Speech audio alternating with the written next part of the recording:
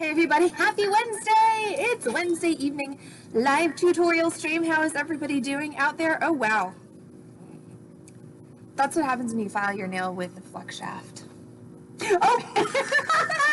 So in the fun adventures of life as a owner of a retail store and streamer, of course, I took all my pretty nails off last night, and I didn't put any more on, and then I had a repair that took way longer than I thought this morning, so I just grabbed my box of nails, ran to work, and I'm like, okay, I'm going to put them on before stream. So I sit down to start to put them on, and this random vendor walks in and decides he's going to chat for 30 minutes, even though I said not once, not twice, but 3 times that I have to get ready for a live sales stream. So then I'm just literally picking random nails out of my box, and I realize that you guys probably don't care about my nails, but it's pretty funny.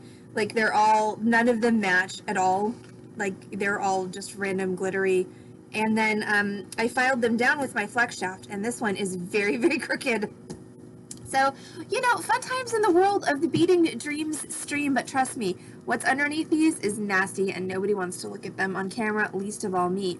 So, that was the last, 30 minutes, or an hour, actually, of my life. Hope everybody is having a good time wherever you are tonight. Amy, Anna B, that is hilarious. It is hilarious. Hilarious. And that's, we had the discussion the other day, because that's why we broadcast as Beating Dream and not Beating Dreams, is because a couple of years ago, Twitch locked me out and as Beating Dreams, and I couldn't get into my account, and at that point it really didn't matter to me because I was just a viewer. So I just created a new account under Beating Dream, and then that's the one that I used for all I'm currently using for all the streaming and everything. But yeah, Twitch sometimes does that. Sometimes it's a little bit jerky of like, it just does not want to let you get into your account if you've, God forbid, you have forgotten some credential, like your pet's mother's maiden name or something like that. I mean, you're screwed. So this evening's tutorial is the ripple effect bracelet. I'm going to pop that photo up while I go grab the sample.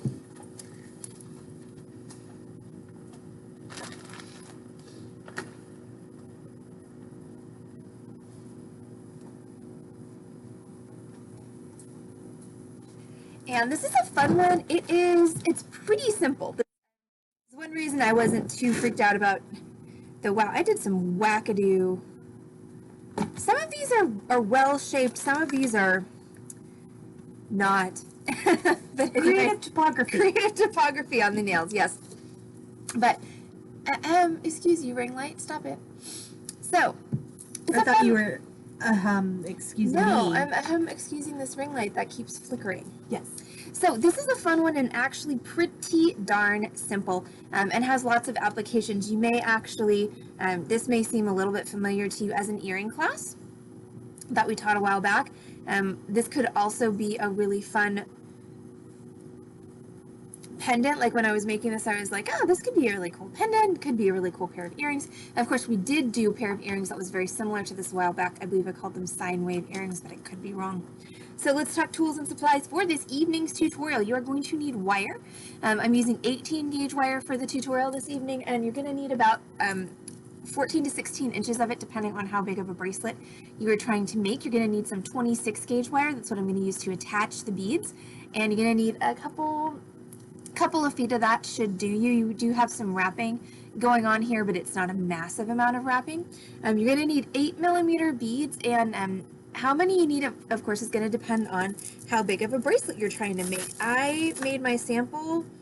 It is not my size. It is a size for somebody who is larger than me. So I think I used 20, 2, 4, 6, 14, 16, 18. I used 19 on this. So to make it my size, 18 or even 17 would be better. It's basically about 3 beads per inch. If you're using 8mm beads, that's approximately what you wind up with. So if I wanted to subtract a full inch off of here, I'd take off 3 beads. And I'm just going to use, I've got my mixed cup of 8mm. You can even see the leftovers from my prototype in there. So I think I'm just going to make a mixed up bead bracelet for you all this evening on stream. Yay! So happy to see all of you out there. Hope everyone had a solid weekend. It was hot here in Dallas. Because, you know, it's summer. And that's what it do here in the summertime. Yeah. All right, so I'm going to start by cutting my 18 gauge wire, and I'm going to cut myself 16 inches of it. This may be more than I need, but it's better, especially when you're doing this type of project, it's better to have too much than not enough, because you cannot, of your 18 gauge wire, there's no way to gracefully add an additional wire to this, so you better have enough to finish, or you are going to be making something like a pendant or an earring instead. But it's going to be really variable depending on how deep you make these curves. Like, I'm going to try and make mine so that they're, you know, fairly close to the actual height of the bead, but if you get more exaggerated with these curves here, it is shocking how fast that will eat up your wire. And we also do have this integrated clasp in our bracelet, which is going to be fun to make. So yeah, super easy, really simple, very fun little project we've got going tonight. So 16 inches of wire once again. That may seem kind of excessive, but there are reasons for that. You may not use it all, but trust me, if you do, you will be happy you had it. All right, and I'm going to take my 26 gauge wire. I'm going to cut myself 2 feet of that, if I can get 2 feet out. I hate when the wire kind of goes under the spool. Or not goes under the spool, but goes under wow. Yes. Let's try that again, shall we? It's really annoying when the free end of the wire manages somehow to wrap itself underneath the spooled wire. Yes. And then you can't get anything out. Larger curves, Amy, Anna B, would in fact make a big ass bracelet. They 100% would. And you absolutely could use bigger beads in your bigger curves. One thing I will say is, at some point, if you're sticking with round beads, probably around 12mm or 14mm, they're going to get really tall and they're going to sit really high away from your wrist, so you may want to use flatter beads if you are going to try and make a big ass bracelet. Trademarked by Amy Anna B. Okay, so now we're going to make our... Don't mess with her either. Right? So now we're going to make our sine wave curve. So I'm going to go with, this is 19. I do want to make this my size, so I'm going to take off 3 beads. So I'm going to go for 16. So that means I need to make 16 curves. I'm going to do that with this tool. And hey, I didn't even talk about tools, so let's do that real quick. Of course, you're going to need your basics. That's going to be a chain nose pliers and a round nose pliers and a wire cutter. And then this tool is going to be super helpful. But I did figure out a hack for this when I was doing this at home and I didn't have my bail making pliers, so I should show you that as well, which means I'm going to need to go grab a couple of bits and pieces. So that's my bail making pliers. So I'm going to let you guys hang out with Ziggy for just a minute, and I will be right back.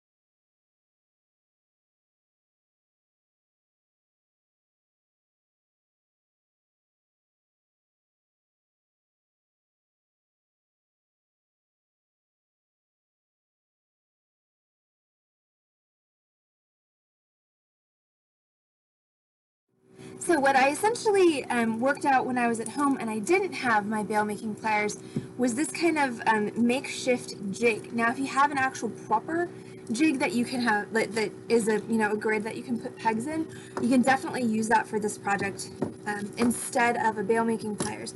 I had neither of those things when I was at home doing class samples for this week, so I came up with this because I had this display with me and I took just a 1/4 inch, or maybe it's a 3/8 of an inch dowel, I think it's 3/8, and stuck that in the little groove of my display so that it will stand up straight. And then I'm going to take my 18 gauge wire, and you want to make sure that you need to leave yourself a little bit to make your clasp.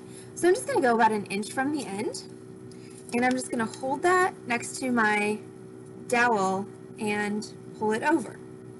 Then take it off and hold it next to your dowel. And the cool thing about this is this display gave me a really easy way to measure this. I'm just going to line it up with the top of this slat, hold it down, bend it around, and then do the same thing.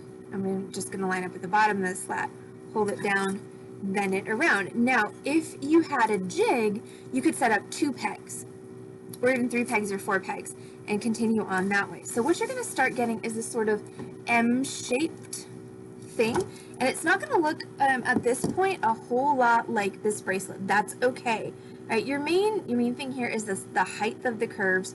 The width of the curves is going to get normalized when you put your beads on there. Now, if you're going to use your bail making pliers instead, all right, we're going to use that one because it's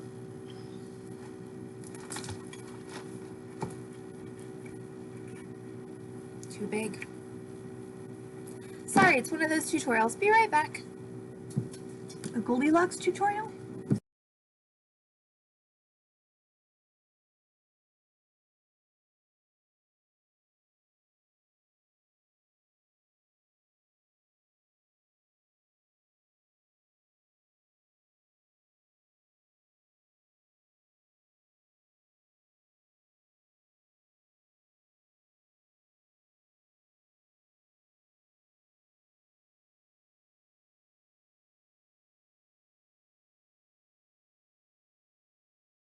Okay, so those bail making pliers were they were the wrong size. The small was too small and the big one was too big. So I have these bail making pliers instead. So all I'm going to do is I'm going to grab right up inside of that curve that I just made, hold nice and tightly, and then just bend it around. And then just move it over. So this is more like almost like a jig would function, where you've got essentially a peg here, and then you just bend it down, move it over, bend it up, move it over, bend it down,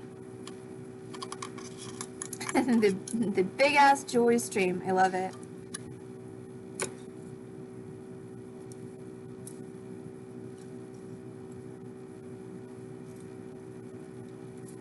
I think my graphic designer, aka my mother, would have a conniption fit and a half if I tried to name a class the big ass whatever. She would. Yeah. Also, I feel like that should be trademarked by Amy, so I'm not going to steal it.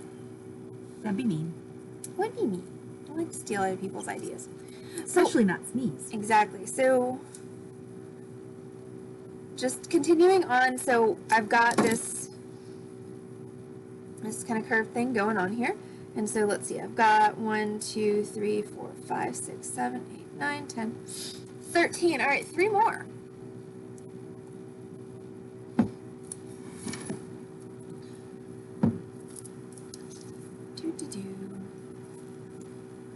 So let's see, it was a pretty aw, thank you, Smee. I could rent them from you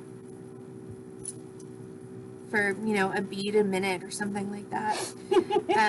So yeah, we have 1, 2, 3, 4, 5, 6, 7, 8, 9, 10, 11, 14, 15, 16. Okay, so that is theoretically all that I need. Now the cool thing about this is if I put the beads on here and I decide that this isn't big enough, I can always do more at the end. So right now we have kind of this sort of Loch Ness Monster thing going on with our piece. A good Loch Ness Monster thing. Yes. So now I'm going to start adding my beads. That means I'm going to need to figure out where I put my 26 gauge wire. Oh, sharing. Well, that's fair. But yeah, so fairly uneventful day here at the Beading Dreams, except for the crazy talky vendor and adventures in fingernails. It's still the end of it's everybody's last hurrah vacations here in Dallas before school starts again. So there's not a whole lot of people, at least in our neighborhood of town, that are here. They're all someplace that is way cooler than Dallas. All right, so I'm going to take my 26 gauge wire and I'm just going to cross it over, and this is the short end, so this is my beginning end, and I'm just going to wrap it around. And when you're wrapping it, you want to wrap it nice and tightly. Okay, so I don't want loose wraps. I want nice and tight wraps. Now, part of the trick to that is you really have to hold firmly with your other hand. All right, so if you don't give yourself enough to hang on to, it's going to be very, very difficult for you. And this is a common error, is people just giving themselves tiny little bits to hang on to there, and it doesn't work. The other key is you gotta really pull on this wire that you're wrapping. Yes, it's 26 gauge. Yes, it's a little delicate. No, it's not gonna break. Like you're gonna have to work harder to break it than just pulling on it. And not cooler as in more interesting. Well, to be fair, I think some people are in more interesting places.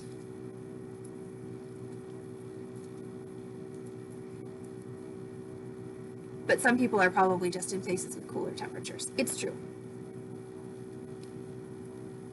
So if Lori comes back for the sale, I'll have to ask her what she was rallying for tonight. Okay, so now my wire is wrapped on, and I'm going to start adding my beads. And I'm literally just going to start grabbing beads randomly. So string on your bead, position it in your curve, and then just wrap your wire around, and don't forget to pull it. A couple 3 times in between each bead is sufficient, and by a couple 3 I really meant 3.5 or 4, you know, because a couple and 4 are the same ish. They're not, even a little bit. There's no saving me from that. I followed you. Awesome. So, and you can do this too. I speak artist. You can do this 2 ways. What I've... oh no, I did do it right. Okay, cool. Right, since Canada is getting loony. Oh, loony people. So, when you're coming over on your first side, you want to go under for your second set of wraps. I didn't say that on the first one because it keeps everything more centered. So I came over, now I went under, and now I'm wrapping around from that direction. I'm sorry, it was a bit long and unwieldy just to do with the camera. All right, so that's 2 beads. So see how that is kind of pulling these ripples together, which is what we want. All right. So I'm gonna try not to delay everything because I'm being too picky. I'm just gonna try and start grabbing beads from my cup, and so again, over on that side.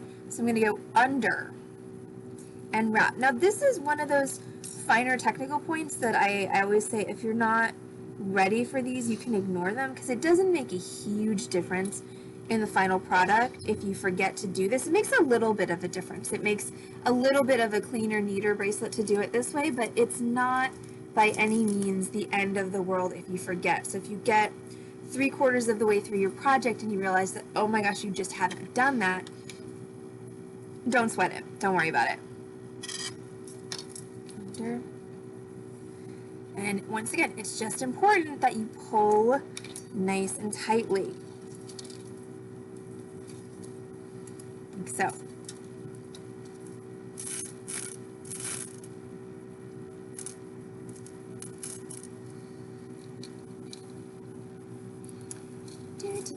So yeah, I'm just going to continue adding beads until I've added all of the beads, so all 16 beads to my bracelet. So as I keep doing that, I'm of course going to talk a little bit about what we've got going on the beading stream. This evening we have a live merchandise sale. It is live merchandise sale night.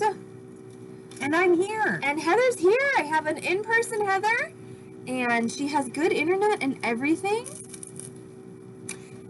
I'm knocking on wood for that. Yeah, right. Well, if my internet is your internet. I was gonna say if we lose internet at this point, there is not going to be a sale tonight. Yeah. But yeah, what are we selling tonight? I haven't the foggiest, actually. So Something cool. 'Cause something that's cool. what We're gonna we figure saw. that out. We're gonna figure that out in between streams whilst also eating and closing the store and doing other things as well. So not exactly sure what we're gonna be selling tonight, but whatever it is, it's going to be something cool because that's really the only kind of stuff we have. We don't do non-cool things here on the Beating Dreams stream. So true. It is. Allison is not wrong. Let's see. We're debating on our. That's what I was gonna say when I don't know what happened. Maybe Theodore walked in.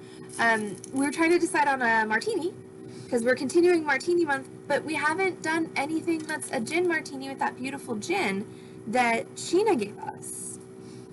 So we need some kind of a gin martini or gin containing martini-like cocktail for Saturday, so we can use some of that beautiful gin. That's just my vote. Good plan. I'm assuming I get one since you asked me. Yes. I mean, we could do a standard martini. We could do a standard martini because we haven't done that. I mean, we've done that fairly recently, but not during Martini Month. To figure out something fun to garnish mine with since I don't do olives. The Mexican martinis garnished with the pickled jalapenos were really good. So, It does sound like it would be really good. It was. So yeah, live merchandise sale tonight, of course, live merchandise sale on Saturday, tomorrow at noon. I'm going to try real hard not to have any air conditioning or other issues, and we are going to be doing the flip-flop fab tutorial. That was Amy's idea, and it's Sure going to was. be really fun. That's not the right one, though. That's what I'm doing now. This is the Everyone's like, Allison, that's not a flip-flop. That's a bracelet. So that's going to be our noon tutorial tomorrow. So if you have a pair of cheapy flip-flops that you want to give a little bit of a makeover to, that's going to be a really fun one. And then is it Zoom or Freeform? It's freeform this week. Okay, so this week's Friday stream is our Freeform Friday. So I'm going to pick a project, not quite sure what it is yet, and we're going to do that on stream from start to finish. And that's the other thing that I was gonna say is, so we're starting to kind of solidify ideas for the fall.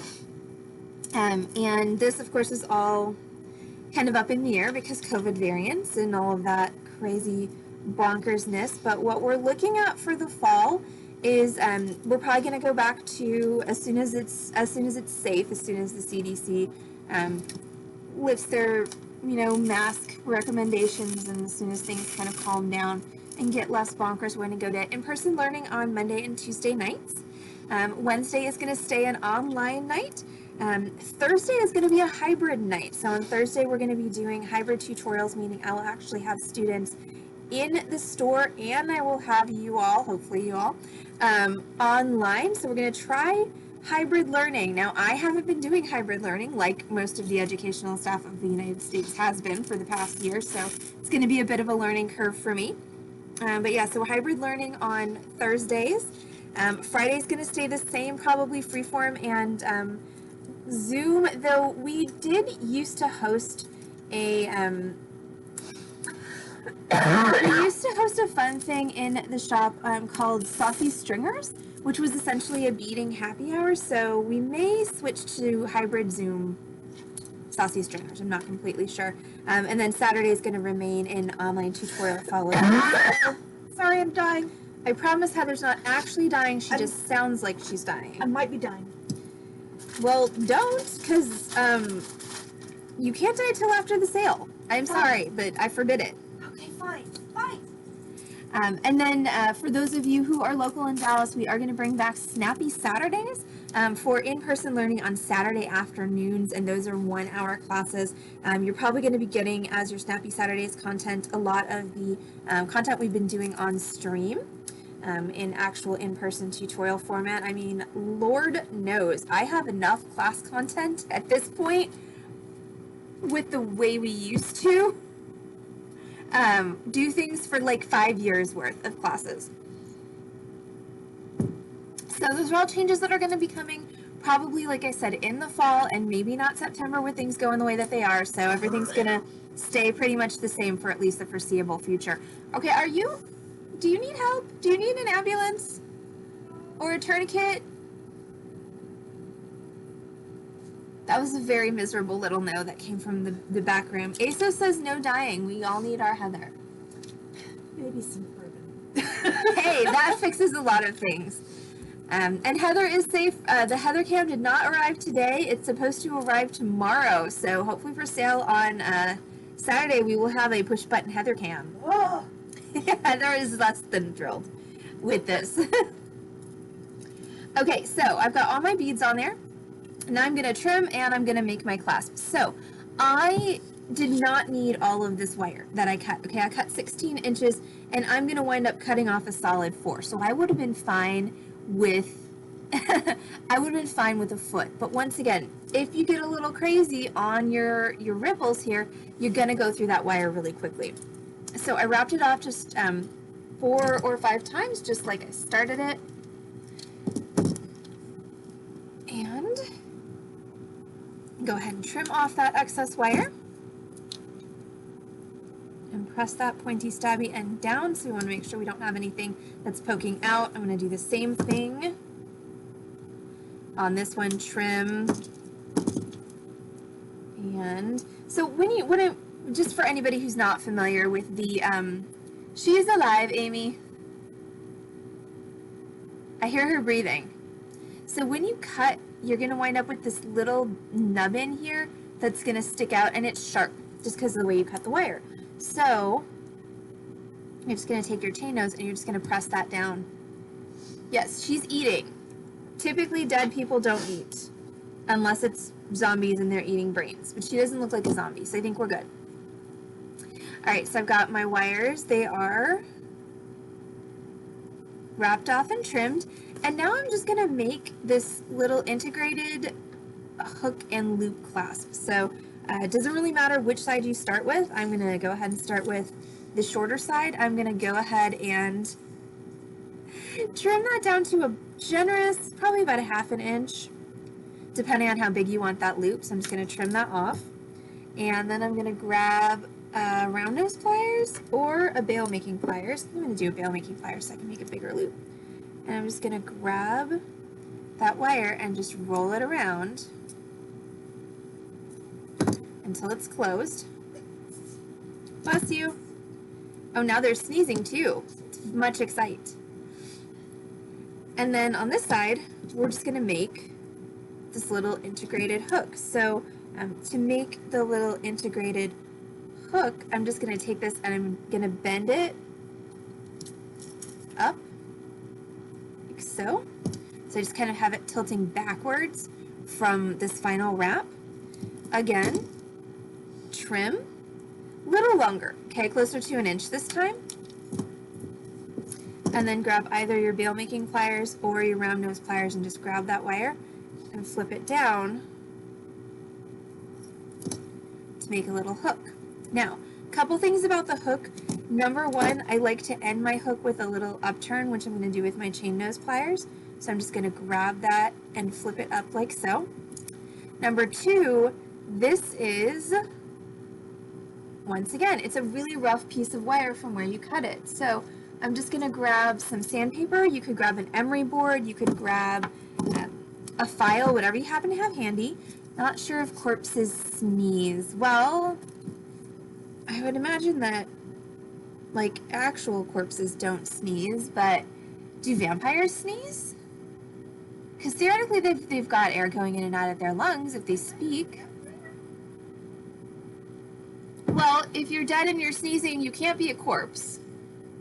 So you've got to be some kind of reanimated something. So hey, new people, weigh in. Do vampires sneeze? The random things we talk about on the Beating Dreams stream. Seriously though, we had a bunch of new people just kind of drop in. So hi everybody, happy Wednesday evening. You have you've jumped in at just the end of the Beating Dreams stream. I'm actually just finishing up this project, which is our ripple effect bracelet, but never fear, there is more Beating Dreams stream coming up about 30 minutes, we're going to be doing a live merchandise sale that is less learny and more fun shopping, retail therapy, and always a good time on the Beating Dreams live merchandise sale. Corvus says next time she meets a vampire, she will let us know if they sneeze. Awesome. I mean, I would say I'd appreciate the first-hand knowledge, but also maybe next time you meet a vampire, I don't know, yes, it depends on what flavor of vampire they are. So this is going to be sharp, so we're just going to blunt that down with our sandpaper. And once again, we could do that with the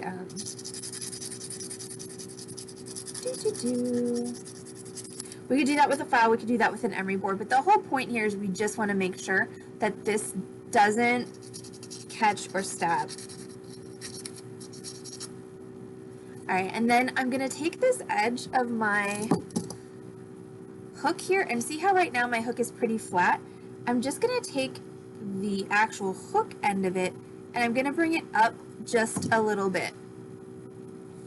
Because what I want to be able to do is I want to be able to bend this around, and I want to be able to hook that in. And if it's flat, it's going to be harder. Corvus wants the hot vampire flavor. I'm for it, actually. If one is going to meet a vampire, even if they're not nice, they should at least be pretty. Okay, and then literally I just closed it and just pulled it to make it into a bracelet shape.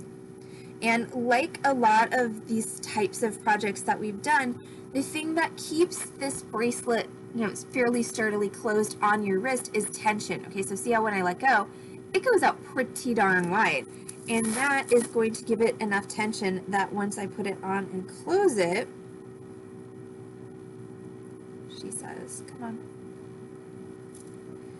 do the thing for me, thank you. Once I put it on and close it, it's going to be pretty likely that it's going to stay. It's going to stay. All right, we've got a hypothesis from the Facebook side that all vampires are sexy. I don't know that that's necessarily true. I would say most Hollywood vampires are sexy, but in the real world, assuming that they exist, I don't feel like they would all be sexy. But also, never having met a vampire, I wouldn't know. But hey, guess what? That's it. That's our project. It really was just that simple. So even though I got on late, we still finished in time, which is pretty awesome because we don't always finish in time when I got on time. So thank you all so much for hanging out on the Beating Dreams stream this Wednesday evening.